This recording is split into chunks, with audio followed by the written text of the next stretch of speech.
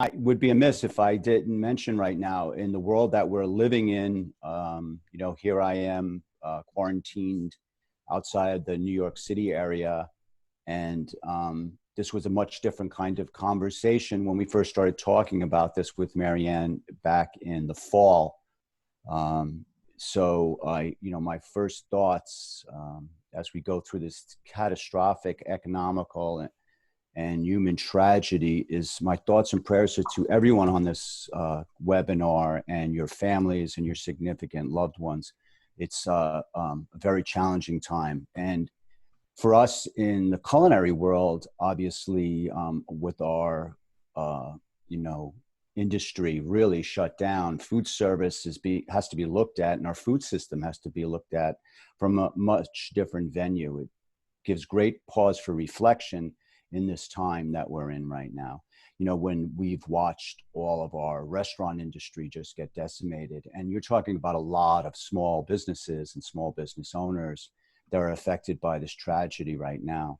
So this conversation, as we come out of this and come to the other side of this, is going to be a changing landscape. And I think it's also an opportunity, though, for us thinking about how Plant Forward brings us to our next level. So today I'm going to take you on a kind of broader look at Plant Forward through the lens of our strategic initiative that was started with CIA and Harvard University around a concept called menus of change. And then I'm going to bring you down the road of how menus of change went into the dining systems of many universities across the country, now the world. And then we're going to come all the way down into a singular kitchen that we started at the CIA called the Menus of Change Kitchen. And hopefully I'm going to be able to have my sous-chef of that kitchen join us. But she is dealing with some of the ramifications of this time in our life with a young 4-year-old man named Emilio, who, she's in her apartment and he's got a lot of energy. So she's not sure if she can control that energy to get on the video. So it's we're hopeful that she can get on. She is an absolute passionate wanderlust of energy around the concepts around Plant Forward cooking. So if not, she's giving me a bunch of great things to share with all of you on this call today. So I'm not sure if I can move these slides, but if I can go to the next slide. So just a quick little bit about myself. I am chef I started cooking when I was a very young man. I started cooking when I was 14 years old in the restaurant industry. And I've owned consulting businesses and a catering company when I was very young, and have been the chef of restaurants in Manhattan and owned a few restaurants in Long Island.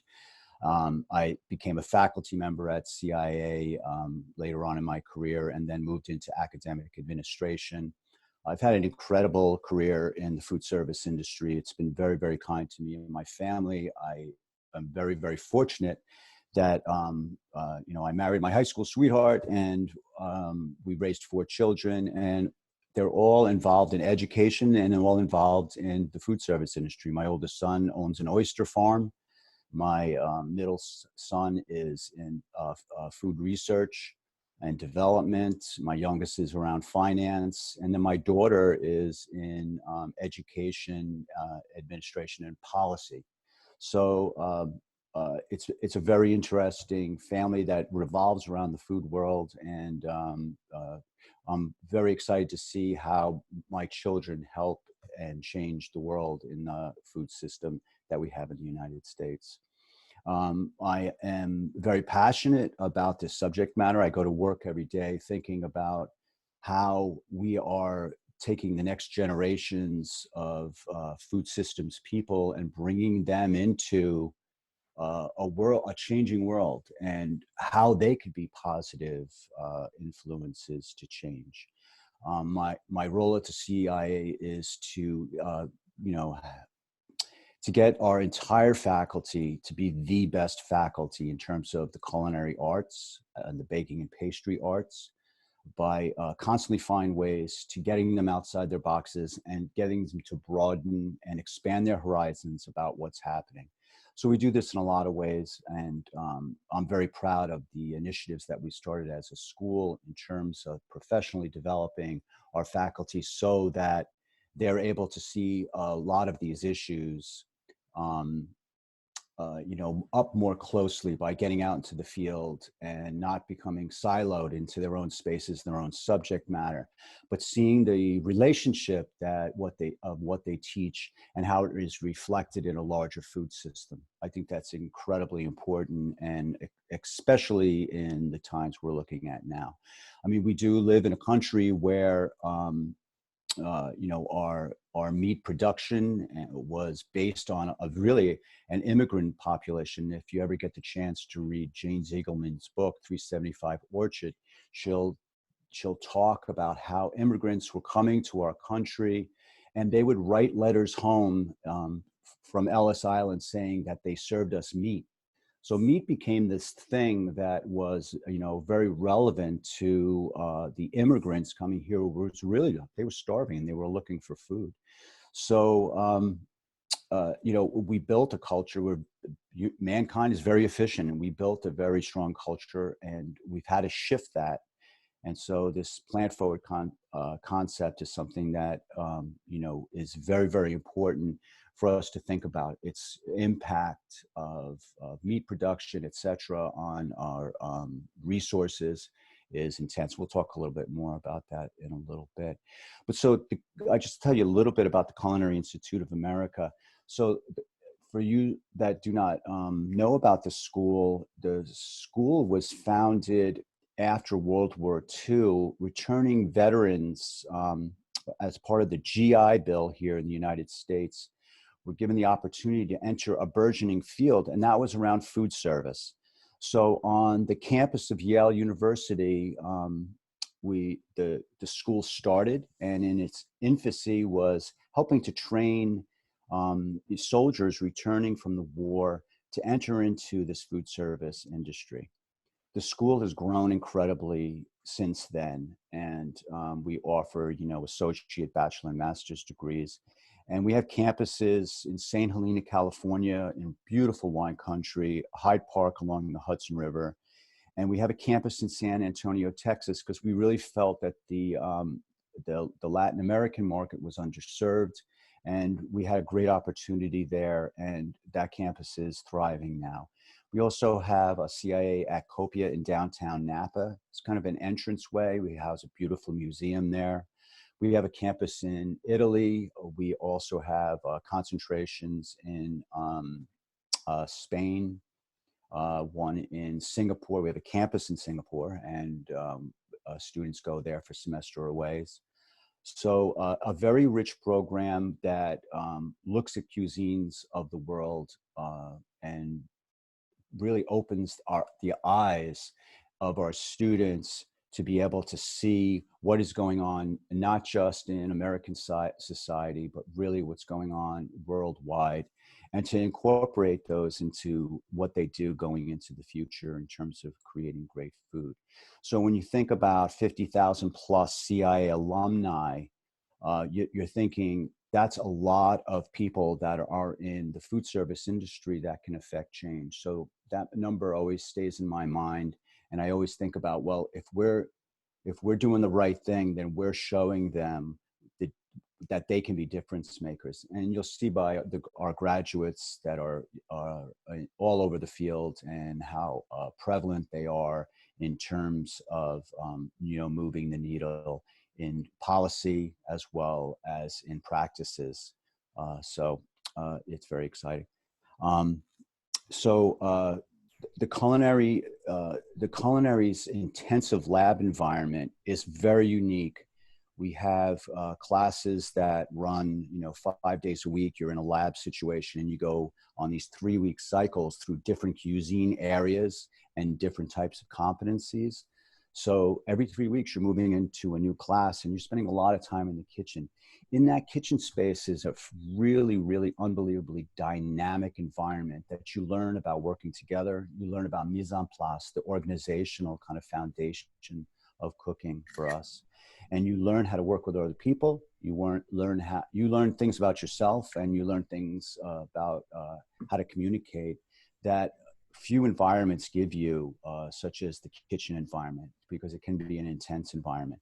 But I always say that anyone that goes through this program, they walk out, no matter what they do in their life, they will always have the concepts around organization and mise en place, and they'll have a better ability to be able to work together and communicate with other people. So it's a very, very intense program. I'm very proud of the school and very proud of where we're at right now. So I'd like to tell you all a story. We can move to the next slide. So Brendan, there was a question. Do you mind if I ask you a few quick questions, then we can save the longer questions for the end? Sure. The question was about the book reference that you said about 5 minutes ago. Okay. It's 375 Orchards by Jane Ziegelman. 375 Orchards? Yeah, it's the tenement house. It's 375 Orchard. I'm typing it in the chat, by Jane Ziegelman? Ziegelman. Yeah. I can get you that source after the presentation. Is there another question I can answer? Just somebody is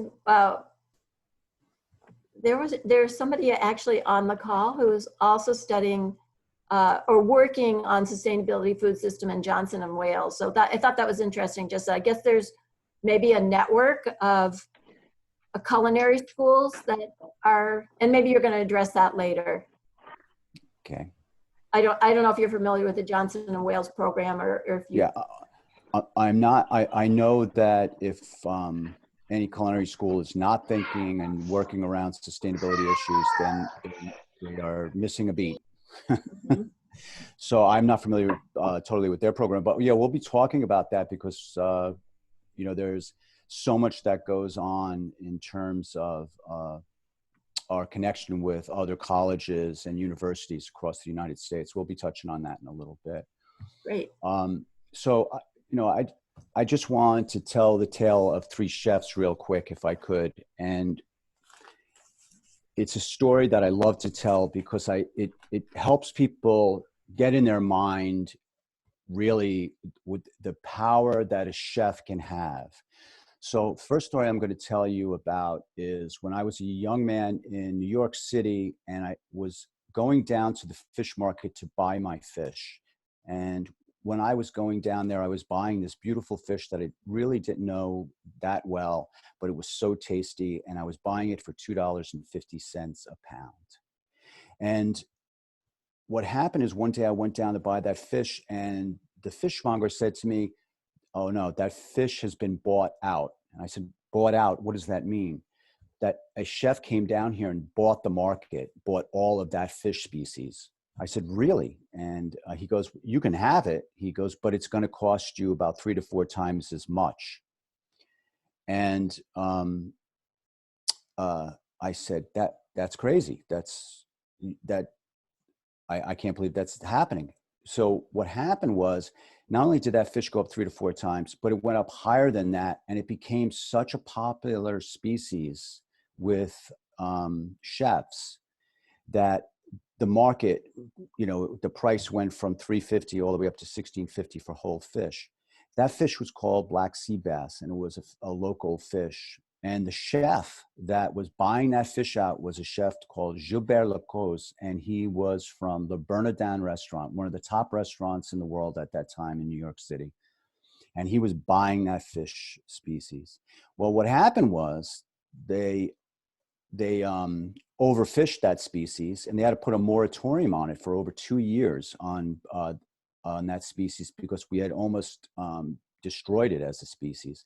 Now, this has happened in other times too. Blackened redfish back in the 70s with Paul Prudhomme almost destroyed the redfish population. So just in that one, from the move of one chef and his influence, we can change a species. So that's a powerful space a chef owns and has to take responsibility for. The next story I want to tell you about is the story of a young man named Daniel Giusti. Daniel Giusti is a CIA grad, and he went off and he worked in a restaurant called Noma. Noma was at that time the top restaurant, Rene Redzepi's restaurant. And Dan went there and worked and became the executive chef in a matter of only a few years. Dan Giusti could go anywhere. He could have backers in a heartbeat to come and open up his own restaurant just about anywhere after that stint at Noma. But instead, Dan Giusti came back to the United States. He says, you know what? We need to make a change in our food that we serve our children in our school system. So here's a top chef, top restaurant in the world, doing the most creative food in the world, comes back with passion and has now entered into the dining segment of school food, putting out food for less than $2 a portion. Some school systems only $1.50 per meal. So very, very powerful, and I personal friends with him. Unbelievable that he has gone in this direction, but he is proving to do positive things in student meals in our school systems, and hopefully he's going to be coming close to me in Poughkeepsie soon. A third story of a chef is one that everyone probably would be familiar with on this call, is when the hurricanes went through, and I think it was Hurricane Maria, went through Puerto Rico, and we had the devastation in Puerto Rico. And, the power of the giving spirit of people. We sent so much product and so many things to Puerto Rico, and it sat there on tarmacs and was unmoved, and people were not getting food. So everybody should know Jose Andres, and Jose Andres started the World Central Kitchen through this. He went down there and, working with other chefs, he was able to move all those food and all of those products and to get them to people and to feed people. It was an unbelievable act of kindness, and I think he's up for a Nobel Prize actually right now. His acts as one single chef was pretty powerful. I just showed you how influential chefs can be in the space.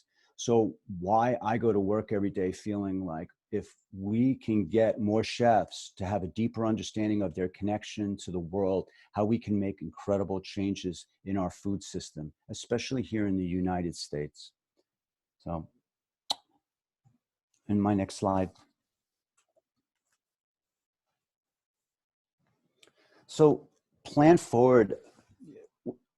So Plan Forward is something that has become a big buzzword here in the United States and around the world. And we've seen a lot of chefs moving to this.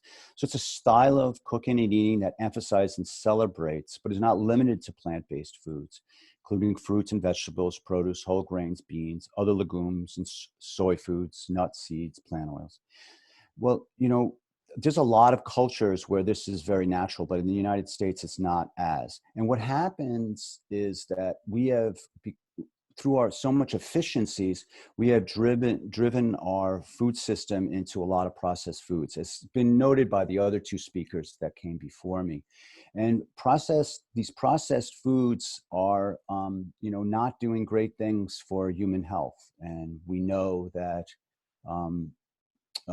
the increase in childhood diabetes, and most of this stuff has already been told to this audience. So I'm not going to dwell on that, but we understand the health implications. We actually worked with Harvard University on a study for the teaching kitchen models, which is teaching kitchens are going into places like Google, where they're teaching their employees how to cook better food and take care of themselves through their food. So,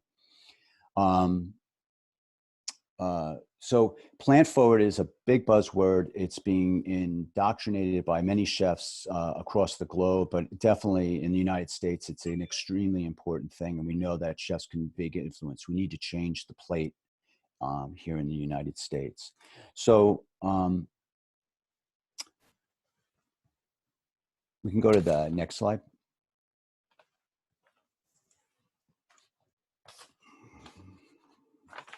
So on menus, on Menus of Change, which is a strategic initiative by the Culinary Institute working with Harvard, especially around health. It's rooted in these 24 principles, which I'll go over in a minute. So the CIA and Harvard collaboratively developed 24 menus of change principles of healthy, sustainable menus. The menus of change principles provide unique evidence-based guidance for the food service and hospitality industry, bringing together findings from nutritional and environmental science perspectives on optimal food choices, trends in consumer preferences, and impacts of projected demographic shifts. What Menus of Change has done so well is they've brought industry together with nutritionists, doctors, and scientists to understand the relationships of our food and our food choices and how to help make changes. So one of the key tenets of menu change is a movement towards a more plant-forward way of eating, which is in part given rise to a proliferation of plant-based and blended burgers and other food offerings, and now featured at both independent and chain restaurants alike. So each year, the CIA and Harvard host a 3-day Menus of Change Leadership Summit at the CIA's campus in Hyde Park, at which more than 50 speakers in culinary, hospitality science, and academia experts, they present findings from the annual report they do, case studies, industry best practices, and the latest science, recommendations, and then trends surrounding menus of change principles to more than 400 attendees from across the nation. Attendees are chefs, culinary leaders, food, beverage, and hospitality executives, leader in social responsibility, nutrition, sustainability, marketing, strategy, and they're all from other academic institutions, government agencies, and foundations, scientific and technical experts, and of course the media. So this helps broaden the vision of what menus of change can do, what plant-forward food can be, and it's based in science. So it's not just based in conjecture and emotion, but scientific principles. That's powerful. So the next slide. So this is a slide of, I know it's a lot in one little page, but it's basically 26 principles that we can use as tenets to help us focus in onto areas. So for example, moving legumes and nuts to the center of the plate would be something that we would think. It says, the one there, serve less red meat, less on the plate. So that's been a big move, and especially at the school where portion size often could be in the tune of 8 ounces of red meat that would be the center of the plate. And now through creative plating and thoughtfulness, you're seeing reductions down to 3 to 4 ounces on a plate. So where, many cultures, you would see that as a normal practice. We have built in our society this kind of, larger portion concept, which has actually been bad for our health. So reducing added sugar, reducing the amount of salt. Salt, is something that we know we have to control as chefs. So as chefs, some of the things you go to is that little extra sweetness, because we know that people's palates are attracted to sweet, they're attracted to salty, and they're attracted to those fatty, creamy flavors, right? So they can be used by chefs as tools to sell something or to move something. So we have a responsibility to be able to take care of our consumers, take care of our clients, take care of our patients, by really thinking about these principles and using them in the foods that we make. Because just as they've done in food processing, they have used those ingredients to basically control the palate, trick the palate, and get people basically addicted to a lot of things that may be not optimal for their health. So reducing portions overall is important. Choosing healthy oils, thinking about, increasing the amount of beautiful food that's on the plate. So we know at the school, we talk about it all the time, is you cannot produce food that people are going to keep coming back to, unless it has to be extremely tasty. If you're not doing it and it's not delicious, if it's not craveable, then we're not meeting the objectives. And there's so many plant-based foods that are out there, plant-based dishes that we've barely touched on, that we can incorporate, especially when we look at cuisines from around the world. There's so many opportunities for us to create unbelievable food. So next slide.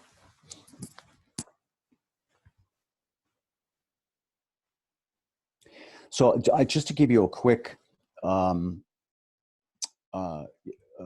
show of a success story. So there's this thing that we did through the protein flip, and getting this message out from MOC. There was a couple of things that happened from this. One was the blended burger, which really was something that was built from Google and CIA collaboration.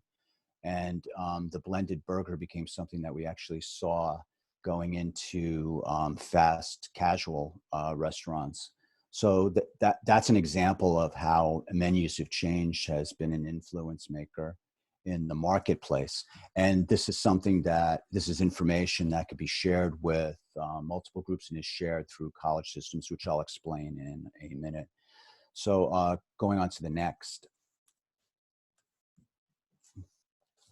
So this brings me to Menus of Change University Research Collaborative. So from this initial strategic initiative, we launched with Stanford University a collaboration, and it was led by Stanford and the Culinary back in 2014. It currently has 250 members representing 66 institutions. It's a working group with a mission of instilling lifelong healthy and sustainable food choices among college students who are tomorrow's leaders, entrepreneurs, consumers, and parents, pioneering both academic and operational research to inspire change. So the Menus of Change, I help serve on the board of the Menus of Change Executive Committee. And this is something that it was so inspiring when I went up to last year to go to Northeastern University or to go to Boston College, and to see the Menus of Change principles predominantly displayed on so many different universities' walls as they worked with dining, with their dining service directors, with the education leaders, with teachers as they collaborate on research projects about changing behavior and making smart food choices and the relationship between them. So this, but by the way, I see some threads going through. There is, these are sites that you can go on the internet, and there's a lot of downloadable resources from both the Menus of Change University Research Collaborative, because what happens is we have colleges from Texas, in Ohio, from the East Coast to the West Coast, universities that all share information around best practices about dining strategies, recipes that can help instill better food choices for our students in our universities across the United States. And it's working, and it's really an inspirational collaboration amongst all of these colleges and universities. Colleges working together on research projects, it's a pretty phenomenal thing. Usually colleges are very siloed in that space, but it's a way we've all shared, from the University of Connecticut to the University of Texas. And just a phenomenal strategic initiative that is affecting real positive change. So it's showing you how Menus of Change has been used in not only to industry in terms of like the protein flip, but also into the college dining systems. So a really, really powerful and cool initiative that is making great changes in the plant forward movement here. So the next photo. So the next photo, just there's, I mean, I'm not going to press on the link now, but you can get the Menus of Change information by just going on the web and looking up menus have changed, and you'll find it. I think someone already posted the links. So I definitely would go for it. And there's a lot of information that you could use in your community, in your college system, maybe to share with your dining directors, for you to use some of these menus to change principles to their best attribute. So I'll go on to the next photo. I like that picture. All right, so from here, menus have changed. I want to tell you a short story about what we call the Menus have Changed kitchen at Culinary Institute of America. So the CIA implemented menu change concepts within a new Menus have Changed kitchen through the creation of a Statler sous-chef position. So the Statler Institute helped give us a grant to be able to make this kitchen happen. And we are so blessed that Statler was there for us for this. And under the leadership of the Statler sous-chef, the MOC kitchen provides 7,700 nutrient-packed meal options for 2,300 students, faculty, and staff over a year, while also utilizing surplus ingredients on campus that otherwise would have resulted in food waste as compost or landfill. The MOC kitchen is open for service weekday evenings for students, faculty, and staff, not only providing healthier options, but a more affordable alternative, especially beneficial for students from low-income backgrounds. With the mission to cultivate the long-term well-being of people and the planet, one student, one meal at a time, the MOC kitchen provides the college with an innovative platform to encourage students to think beyond the traditional box of culinary skills and develop deeper ethical and social responsibilities for the greater good through their food choices, their ordering practices, and by optimally utilizing ingredients. Through in-kitchen discussions, classroom demos, and special events, students are exposed to the benefits of a plant-based diet and the role it can play in improving health, as well as the benefits of creating a low-carbon economy via food waste reduction and use of sustainable ingredients. So I am very proud of this kitchen. It took a lot to get us to the point where we could make this thing happen in an environment where we're so lab intensive in terms of our learning. So just a little further, the MOC kitchen deepens the respect of our emerging chefs and entrepreneurs to have the food for our curriculum relies on, while creating a community of chefs from diverse backgrounds who will implement these principles in their food business, helping to shape a healthier, more sustainable consumer diet, a vibrant planet for the future. To further educate students and faculty, as well as a social media audience on the long-term benefits of these meals, the Statler sous-chef uses Instagram to message the meal's nutritional and health benefits. Also, to connect more communities to the MOC principles, the Statler sous-chef leads outreach initiatives, including collaboration with Marist College, the Poughkeepsie Farm Project, League of Women Voters of the Mid-Hudson region, and the Poughkeepsie School District. Through a partnership with the Poughkeepsie School District, the MOC Kitchen provides a 9-week breakfast and lunch meal program for 150 children and 3 one-hour classes on Saturdays. Those in attendance include 1st through 6th grade low-income students in Poughkeepsie, New York, a city with a large food-insecure population known for its food deserts.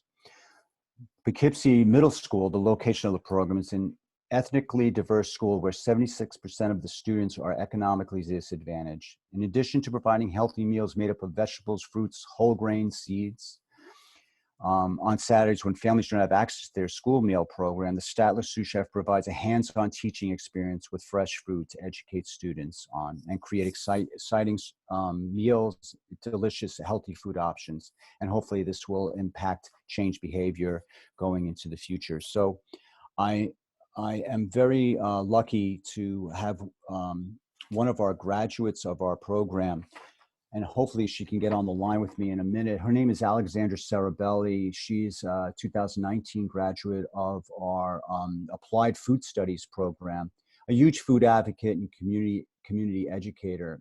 She has diverse culinary background as both a chef and an educator, and really specializes in healthful kitchen management practices.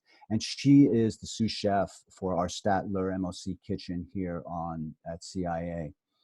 Her work here has proved to be extremely innovative, has brought faculty and students to a new awareness and through her engagement.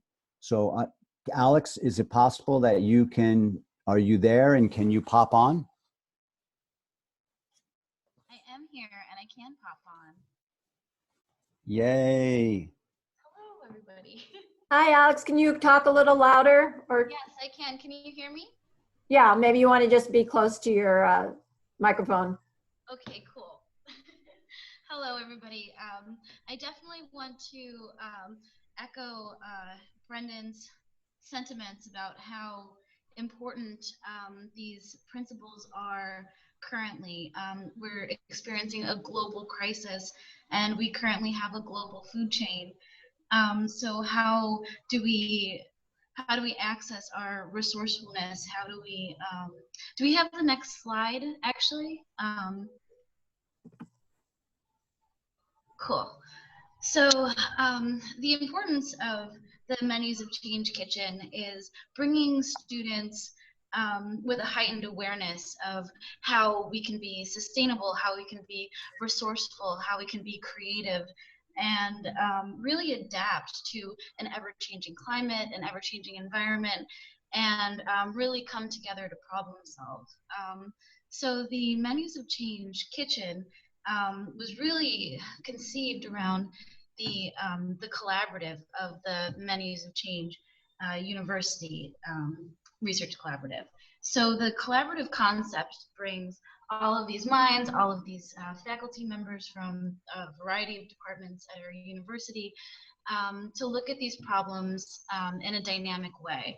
You know, they're really, there's not one problem, there's not one solution. These are very complex issues. So opening up a space that can operate effectively under these principles gives a platform for this. So our kitchen provides exciting food. It's plant-based, and we also make sure that it's adaptive to a number of allergies, religious restrictions, tastes, and dietary and lifestyle choices. All of our dishes are vegan as a backbone, but we still make sure that we focus on how the food works together to create an exciting and complete meal. Because we have a variety of food coming to us, it's not all plant-based, it's not all vegan. We treat all of these items separately, and we use that more as a garnish or a condiment if that's desired by the students. Because we focus on optimal utilization and recovering food on campus, we're also able to offer our meals at a much lower price point than other student dining options on campus, which makes our food more accessible.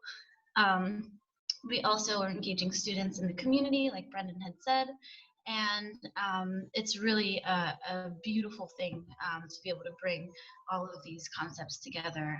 Coming into the summer season, unfortunately, we're not on campus now, but we're also very active with our gardens on campus. We have a number of gardens on campus, so connecting our agriculture here to our kitchen and to our university is the best way, you know, for us to have zero footprint when it comes to sourcing our food.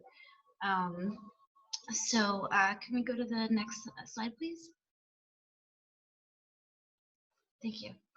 Okay, so this is my back, so we can go to the next one. Thanks. So our dishes are very culturally inspired. We have an Instagram that we'll send a link to, so you can get an idea of, you know, where our dishes come from. We really try to take cultural staples and traditions and really modify them to be helpful, complete, and good for you. We really try to reduce salt. We build all of our flavor profiles before we start adding salt. We keep our ingredients fresh. We minimally process them so that we're getting the most nutritional value out of every ingredient that we use.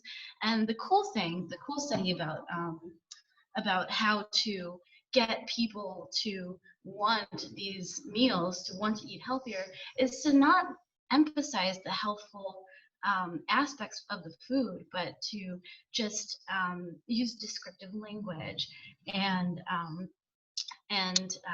beautifully flavored food to do that. So I wanted to say that the MCRC talks about they have something called the Edgies Veggies Toolkit, which is a great way to use descriptors. One study showed that in a dining hall, if you had carrots and then labeled the same carrots as, carrots high in vitamin A or citrus twisted carrots, the ones with the more exciting descriptors were more likely to be taken and consumed in dining halls. So some of the names for the dishes that you see here, we have a farewell winter salad, couscous, quinoa, lentils, roasted root vegetables. It was a mixed green salad with strawberry and shallot vinaigrette and beet horseradish puree. This is a side dish, the second one. It's a massaged kale salad with pine nuts, golden raisins. You see the goat cheese. We had a honey whipped goat cheese, but that was optional. So we had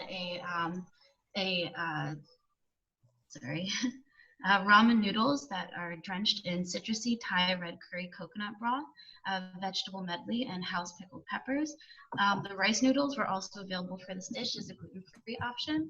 And then we have a Cuban picadillo bowl with brown basmati rice and quinoa with black beans, stewed in cumin, cinnamon, sofrito, and topped with salsa verde and salsa roja. So these are just a couple of examples of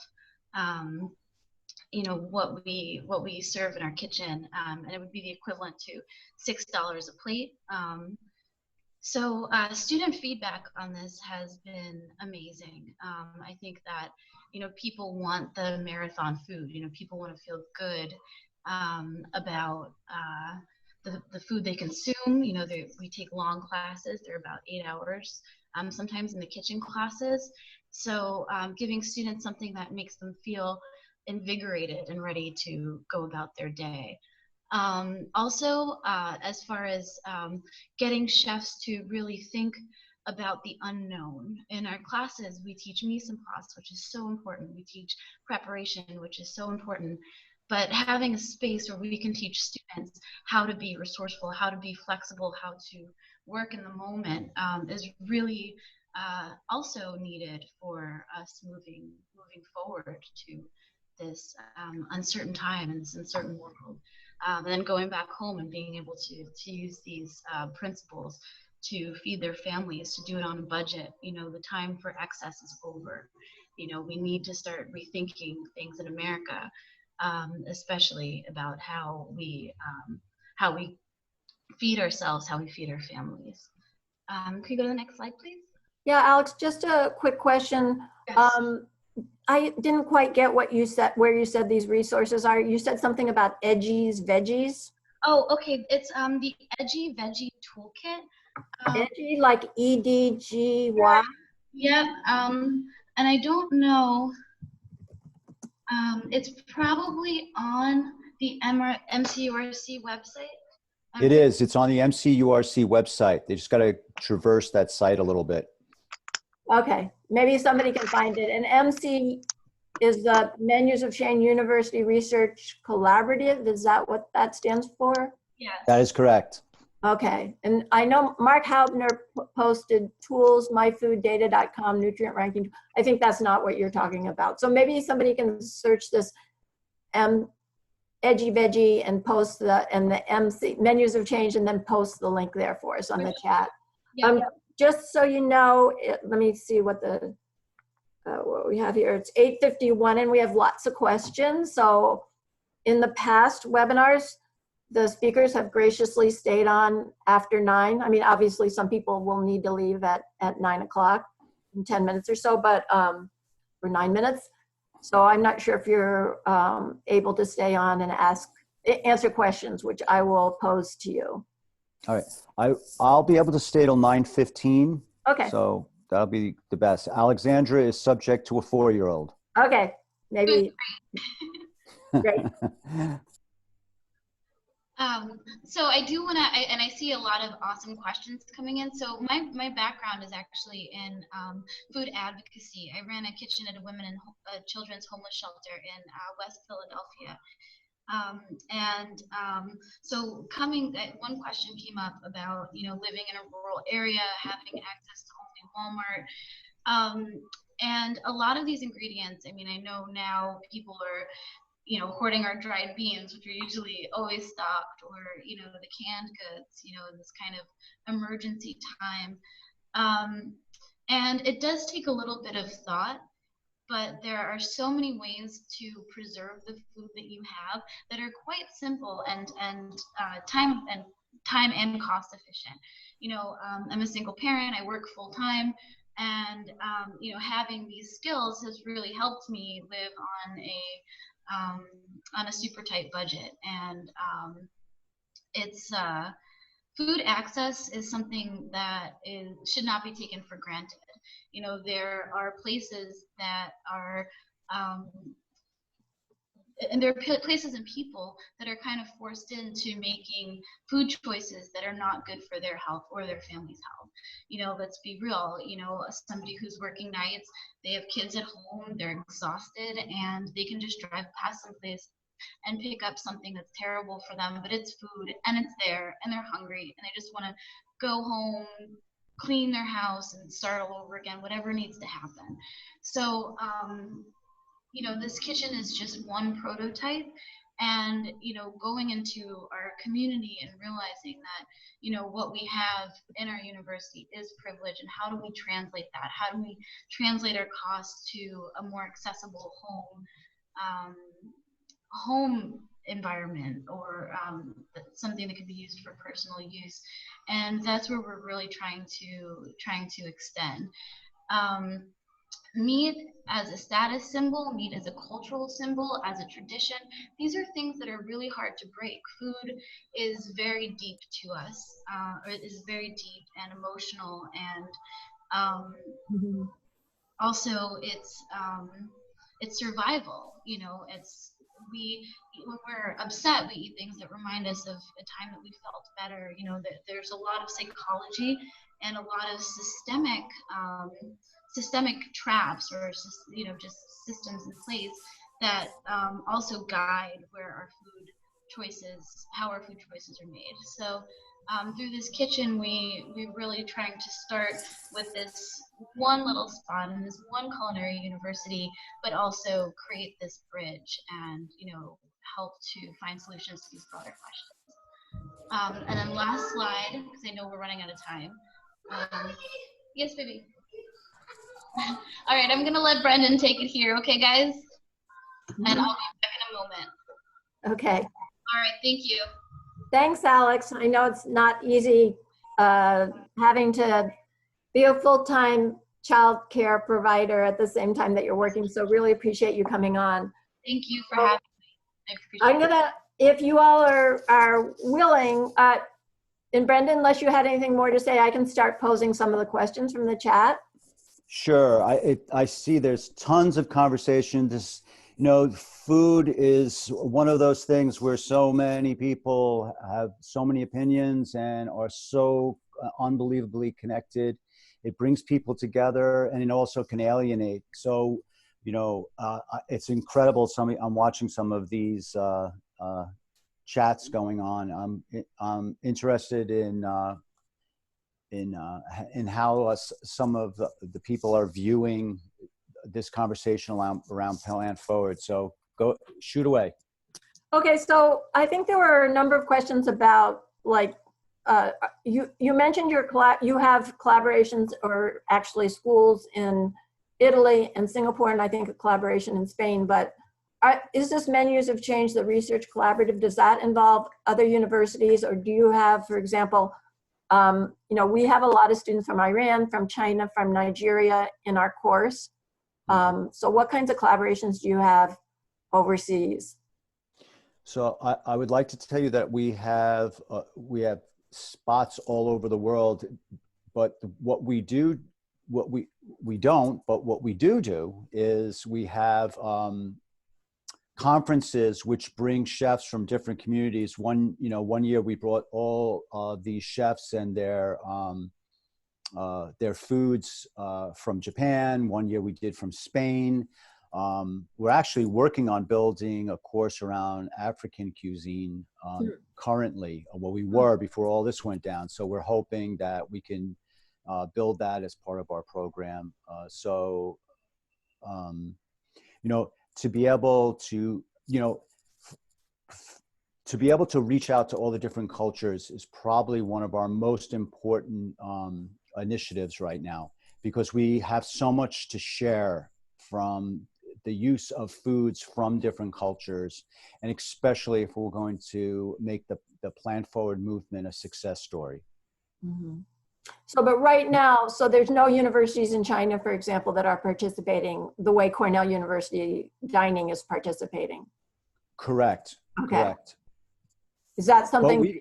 But we're working on something right now with China, actually. Okay. Can you mention it? Just because we have a lot of Chinese on the call. Not yet. Okay. Okay. To be determined later. Great. Yes. Yes. Okay. And then what about food waste? What efforts are you, Menus of Change or CIA, taking towards food waste?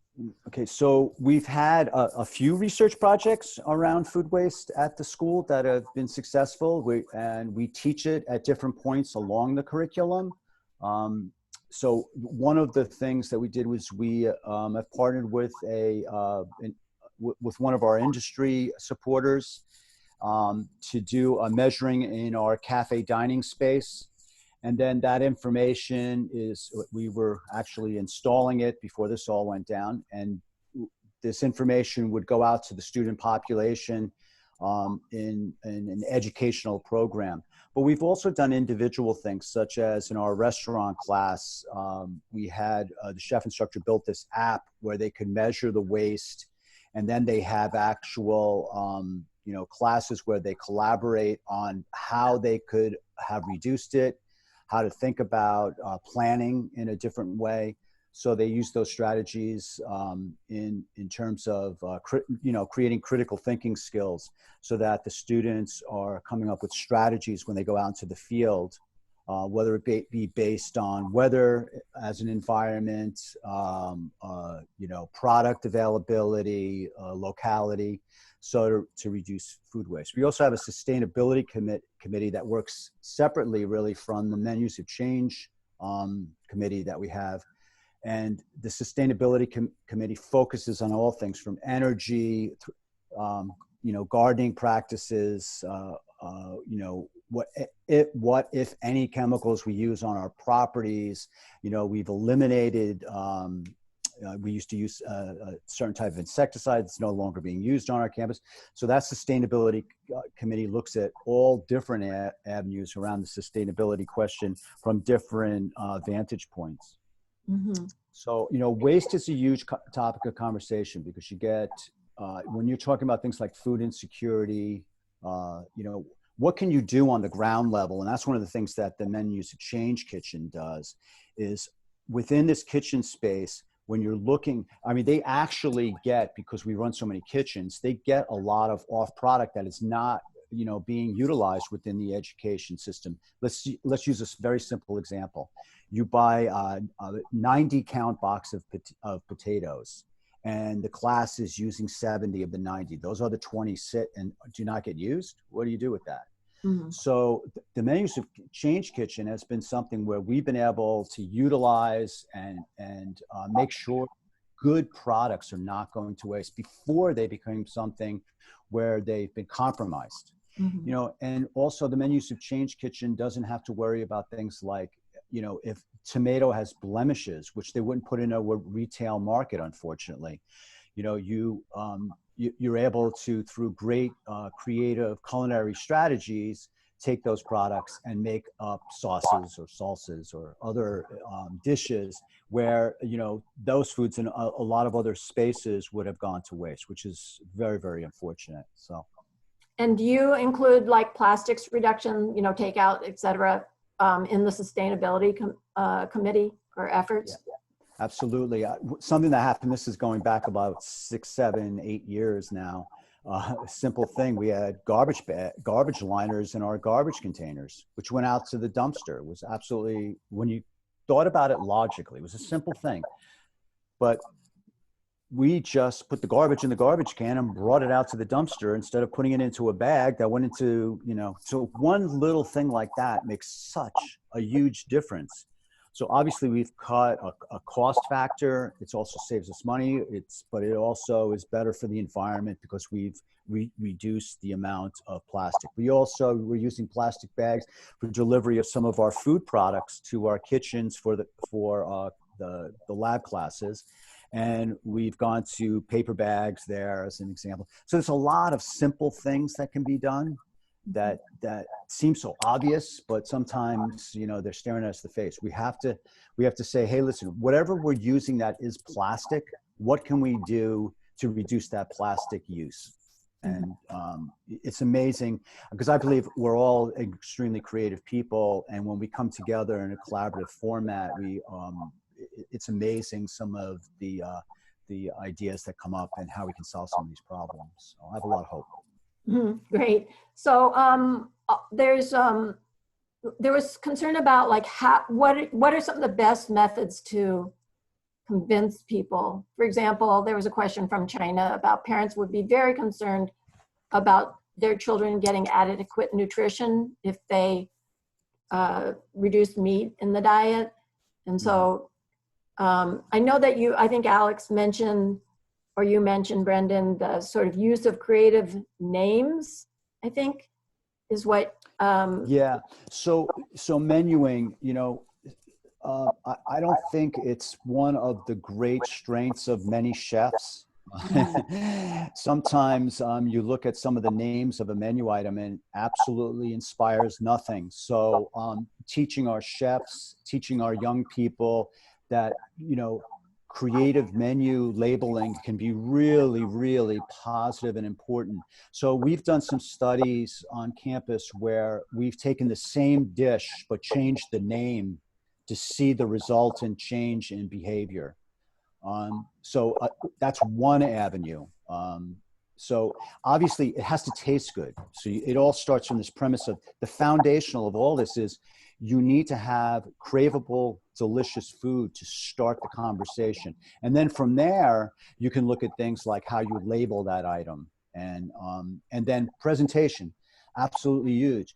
The eye is drawn to beauty. So if it's a beautiful plate, it's going to make a huge difference in terms of the receptiveness of the consumer to that dish. Mm-hmm. Is there somewhere where those ideas or findings from research is posted? Yeah. So again, a lot of this information is under the Menus of Change University Research Collaborative. There's a lot of great resource material there to be shared with anyone in this community, anyone that's here. You go on there, and if you noodle around in there for a while, you're going to find a lot of really great information that is available. Also on the Menus of Change site is a lot of, so the reports that they do an annual report every year. You can read the annual reports, how we're doing, where we're strong, where we're weak, societally. So, great. And I have those at the end of the slide. There's I have those 2 links listed on this PowerPoint at the end of the slide. Oh, I should go down? Like there's No, you don't have to, but there we are. They awesome. are down there. Perfect. Okay, great. So here are the links. So and listen, I support all of you going to Easy Being Greens on your Instagram too, because Alex posts up her pictures of her plates and her chalkboard menu, and it's really inspirational. When we get back on campus, because God willing, we get there soon. So there are some questions about sort of the fast food industry, and are you attempting to work with them? Do they have initiatives that are trying to address this more healthy eating? I think that's a really, really important question. and one where a lot of times, as a society, what we do is we want to blame something for a problem. So, you know, we have these childhood obesity, we have increase in diabetes. So we have a increase in heart disease because of our diet. And we want to blame the, you know, the fast food industry, or we want to blame processed foods. And yeah, we know now that a lot of that stems from, you know, the processed food industry. But the processed food industry is a result of people coming up and driving efficiency. So we can't forget that. So in the same space, we need to bring those players to the table if we're going to change the bigger issues surrounding people's health. If you don't bring them to the table, why are they going to change? They have to understand that this is a relevant situation that they can have an impact on, and maybe can drive some of the positive change that we need. So that's what we do so successfully through our menus of change. It's not just scientists saying this is what we have to do. It's scientists working with industry experts. It's teachers, it's nutritionists and doctors working together to say, hey, what can we do to make this space better? You know, food insecurity is a big thing in a country as rich as the United States, where there's communities that have access to food, but none of the food is good food.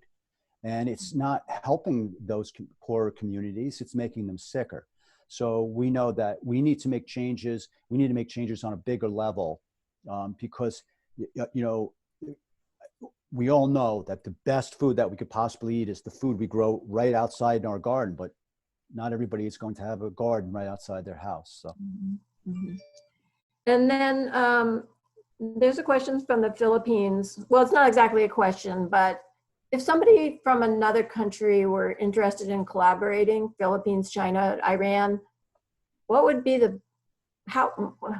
there any way that they might contact CIA or Menus of Change and see if there is any way that...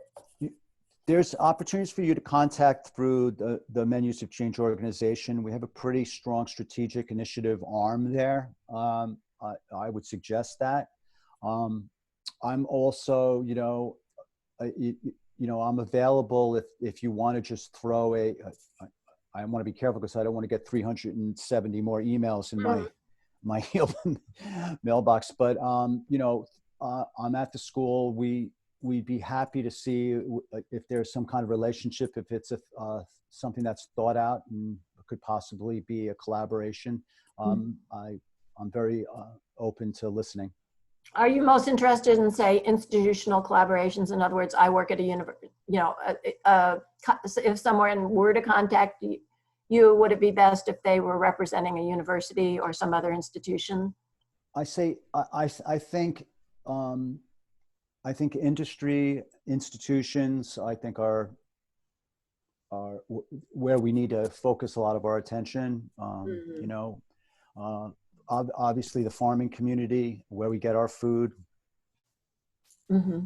Okay, great. That's really helpful. So if any of you are interested in contacting Brenda or Alex, why don't you give a shout out, email us at our civicecology@cornell.edu email, and then we can connect you if you're from an institution and it seems appropriate. How's that, Brendan? Yeah, that sounds great. Okay. That sounds great. Okay. So I just wanted to mention that, our program is fairly rich. We do, we also have a culinary science program, which actually one of my sons graduated from, which is around research and development of food and study of taste. I think that's an important one because I just saw a question about that. So yeah, we do look at that. And, I would say that our program, where its beginnings were very foundational about the organization around a kitchen and bringing you into a restaurant environment, would be 40, 50 years ago. Now, especially since I've been in this space, I see us being so much more broad-based around all the questions that relate to a food system. What does that mean from the soil to the water, to the farmer, to the hands that have to bring our food to our tables. And our relationship as an institute is such that we are very, very connected to all the issues that surround that. And that does not come from anybody that's siloed. And one of the reasons I wanted Alex on this phone call with me, because it takes a village and it takes a community of people working together to solve some of these issues that are very, very complex and that are very, very localized in many ways. You know, your local community is very, very important, obviously, to you, but it's also an extremely vital part of the overall food system. Mm-hmm. So I implore you to engage around some of these principles, to look at these websites and see where you might be supported in making change even at your local level by supporting some of your community outreach and helping to bring plant-forward messaging out there with delicious, craveable foods. So. Okay, I know you need to go. If you don't mind answering one more question, and that is, a lot of people wanted to know where they can find menus, because they're recipes. They're super interested, but they just have no idea how to get started. Yeah. So, Alex, were you going to say something, Alex? You can go first. You go. Well, I just again, the resources, there's a whole group of chefs from across the country that are part of Menus to Change University Research Collaborative. They collaborate on recipes that they use in all the university dining facilities. That's a pretty phenomenal resource of information for anyone to use. I can't expound on that enough. So, are they sharing actual recipes? Yes. Oh, okay, yes. Great. Super. It's beautiful. It's a beautiful thing. Okay, great. Okay, Alex, did you want to add something before we sign off? Thank you so much for all these questions are amazing. Thank you for this opportunity. Thank you, Brendan. It's always good to hear you. And this is phenomenal. I'm excited to listen to all the other sessions, and have a wonderful day. Good luck to everyone. Thank you. Okay, great. And thanks, everybody. We had about 250 people on the call at the peak before we now have about 200 as we went into the nearing the end of the QA session. And then just so you know, Brendan and Alex, we also post live on WhatsApp because we have a lot of people who can't access Zoom because of bandwidth. So we never know how many people, but we think maybe 20 to 30 on the WhatsApp following this. So. And we will post the presentation. So thanks, everybody. Thanks so much. And join us next week. We'll have Elizabeth Fox from Cornell University talking about the Lancet report on health and climate implications of diet. And also, everybody who doesn't speak Chinese, I suggest that you actually sign off right now, because the discussion will continue in Chinese language. And if you can't Thank you very much, Mariana. Henry from Sierra Leone.